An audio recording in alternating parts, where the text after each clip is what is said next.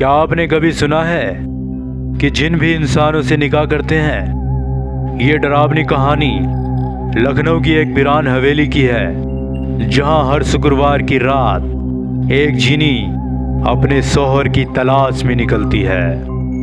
जो भी नौजवान उसकी हवेली में कदम रखता है वह कभी वापस नहीं लौटता।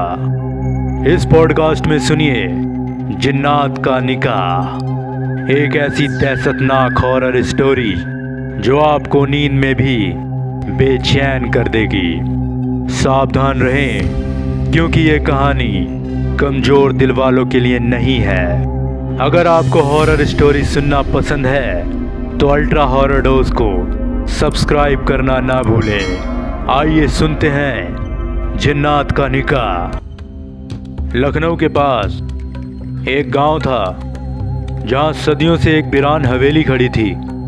कहा जाता था कि उस हवेली में एक जिनी रहती है जो हर शुक्रवार की रात किसी नौजवान को अपना दूल्हा बनाने के लिए तलाशती है। गांव के लोग अपने बेटों को उस रात घर से बाहर निकलने नहीं देते थे। एक दिन गांव का एक नौजवान साबिर इस बात पर हंसने लगा और बोला, ये सब अंधविश्वास है, जिन बिन कुछ नहीं होते। ये सब गांव वालों की मनगढ़ंत कहानियां हैं और मैं इन पर विश्वास नहीं करता। लेकिन किस्मत उसे उसी शुक्रवार की रात हवेली की ओर खींच ले गई। हवेली में दाखिल होते ही उसने देखा चारों तरफ एक अजीब सी खुशबू फैली हुई थी और भीतर मोमबत्तियां अपने आप जल रही थीं। तभी अचानक एक बेहद खूबसूरत औरत उसके सामने आ खड़ी हुई। उसकी आंखें हरे रंग की चमक रही थीं। उस औरत ने एक धीमी आवाज में कहा, मैं आपका ही इंतजार कर रही थी साबिर। वो औरत धीरे धीरे साबिर के पास आई। साबिर ने उसकी ओर देखा और उस औरत ने साबिर की ओर देखा और अचानक उस औरत की शक्ल बदलने लगी।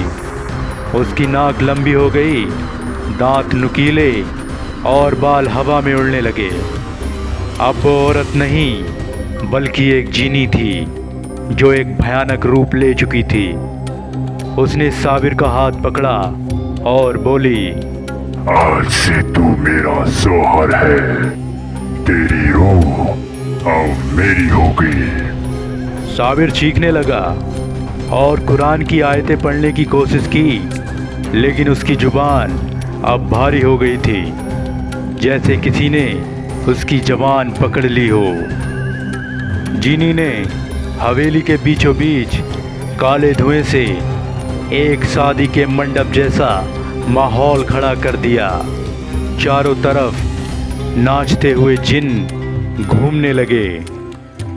फिर किसी अदृश्य आवाज ने निकाह की तरह अल्फाज पढ़ने शुरू किए। साबिर चीख रहा था, लेकिन उसकी आवाज़ कोई सुन नहीं पा रहा था। अब उसकी आंखें धीरे धीरे काली पड़ने लगी और अचानक चारों तरफ अंधेरा छा गया। अगली सुबह जब गांव वाले हवेली के पास पहुंचे तो हवेली पूरी तरह वीरान थी। साबिर कभी नहीं लौटा, लेकिन हर शुक्रवार की रात हवेली से ढोलक और औरत की हंसी की आवाज़ें आती हैं, जैसे कोई दुल्हन अपने निकाह की रस्म मना रही हो। गांव वाले आज भी कहते हैं, अगर किसी ने जिनी से निकाह कर लिया तो उसकी रूह कभी आज़ाद नहीं होती।